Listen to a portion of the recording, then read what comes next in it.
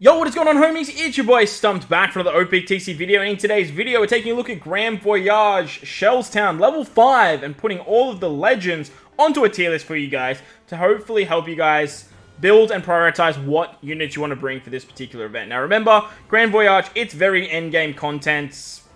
If you guys can't put together a team right away, don't stress. It's very restrictive. It's built for level limit break, and you need to bring a mono dex, mono slasher, and a Zoro on the team. So if you haven't been playing the game for very long, or you're a bit of a new to mid-game player, don't be discouraged if you can't get this done. But hopefully, this tier list will help you guys out with what units you need to prioritize or want to prioritize for your own box to actually get the event done. Take your time with it. Don't stress. I'll leave a link in the description as well for the Grand Voyage playlist if you guys want to take a look at any of the teams to help you guys out there as well. But if it does help you guys out, make sure to belt the like button, hit the subscribe button, do all that good stuff. We're going to take all of the legends at their max capacity, 6 pluses, level limit break, all the fun stuff, put them on a tier list for you guys, and hopefully it helps you out. And with that said, let's dive into Grand Voyage Shellstown tier list.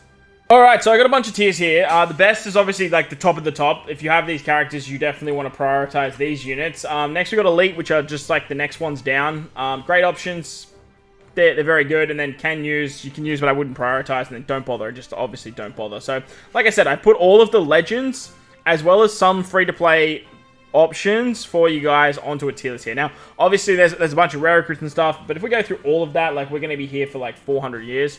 So, we are going to prioritize it with mainly the legends, their 6+, the level limit break, all of that fun stuff as well. So, originally, this particular Zoro was the Zoro that they wanted you to use for the event.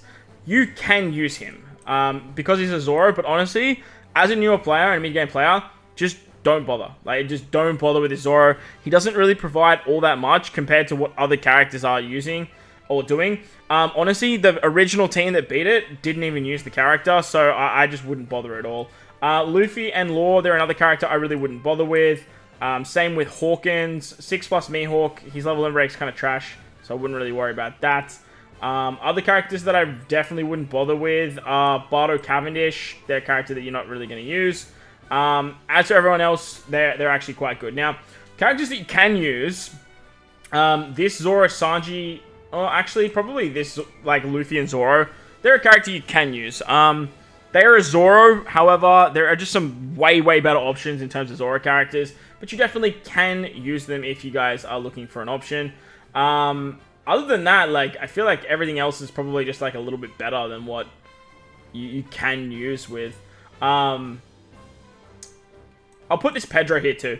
I wanted to include this Pedro because he's in the coin shop for 100 medals, and once upon a time he was so hard to get for this event, as he's like one of the only conditional boosters for the final stage. Nowadays, you don't really need him, but look, you definitely can use him, and I definitely wanted to include him in that regard.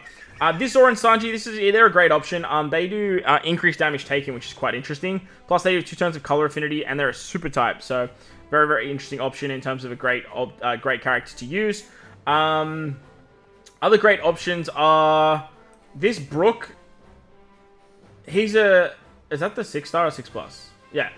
This Brook is, he's a great option. This Brook, though, you definitely can use. This is the free-to-play Brook. He can give you recovery orbs, which is quite good for the hunger debuff, which you actually get hit with. And there's only one character that could get around that, being Carrot Wanda, who we'll touch on in a bit, but, like, this was another way around that. As for other great options, you got this Law. You can use a captain swap mechanic with this particular Law. He's another free-to-play character. You can pick him up in the treasure map shop. The free-to-play Roger 5+ is another really great option too.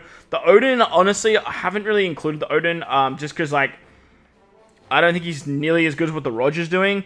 But Roger is great for getting around, like, the bind and the defense up on turn 4. So he's a really good option. As for other great options, you have Frankie Tanky. Frankie Tanky's pretty good. He could give a attack boost and an orb boost on the final stage. Nowadays, this Law is probably just a great option. I initially used him as my first team. So he's very good. And if you have the 6+ of him, like, you're going to be doing a lot better things. But he's still a great option for the team. Tashigi, is that everyone for great options? Yeah, honestly, I think it's probably that probably is. Let's move up to Elite now. Next, first character we have is Tashigi. Tashigi was kind of like irreplaceable in the Elite tier for like a very long time. She moves defense up in Threshold. She got a level Limit Break too. She's a free-to-play character. Definitely one I wanted to include on this tier list because if you're struggling on that stage, you can definitely go pick her up. Next, we got the 6+ Lore. Obviously, most people will have this guy if you guys did pick him up. I mean, he had his own banner, so he wasn't on the what's it called banners. But if you guys have been like a bit of a long-term player from like Anniversary last year, you might have picked him up there. His 6+ is really good. Increased damage taken, healing with his super class. He does utility now with attack down and paralysis. Very, very good unit for that. Shanks and Buggy are another Elite unit. They give color affinity on the final stage. They're 2-turn color affinity too, plus they can remove attack down. They're very, very good for it. This Zoro, he's an Elite character alongside this Zoro. The reason this Zoro is so good is because you get special button on the final stage. And unless you're using something like Sabo support on like Luffy Zoro, it's quite hard to get around. However, this Zoro as a captain can just completely remove that. This Zoro, though, gives you so much extra damage on the final stage. And as a captain, he has the super class effect to give you an attack boost. So you can do some really fun stuff with this guy on the final stage. He's a very, very good character for it. Next, we got Yamato. Honestly, I'm going to put Yamato in great option. She's good for it, and she gives you a lot of extra damage, but you kind of need a lot of help with her. Actually, no, she's probably elite, honestly. She's so strong. She's a 6-times captain. Like, what am I doing? She's elite. She's elite. The next characters we have are quite interesting, because, like, Cat Dog kind of came out of nowhere with how good they are for this particular content. I don't think they're the best units to use for it, though. They are very, very good. They can give you an attack boost and orb boost on the final stage. If you use them both on turn 4 and bring them, they give you cooldowns as well, but they're not exactly the best units to bring when it comes to this particular piece of content. They are very, very good, but like I said, I just don't think they're the best. As for the best Zoro to bring, you have Zoro and Sanji. Zoro and Sanji, they just do it better. Like, they're so good. If you get their super swap off on the final stage, like, it's over. Like, that's your attack boost, that's your orb boost. You use their special. You can get around basically everything. Plus, if you want to, you can use them on turn 4 to get around the defense up in the threshold. But like I said, if you're using this Tashigi, then you don't have to worry about it, because you can just bring this, guys. You do want to bring some cooldown reducers on the final stage, and that's where Carrot Wanda comes into the play.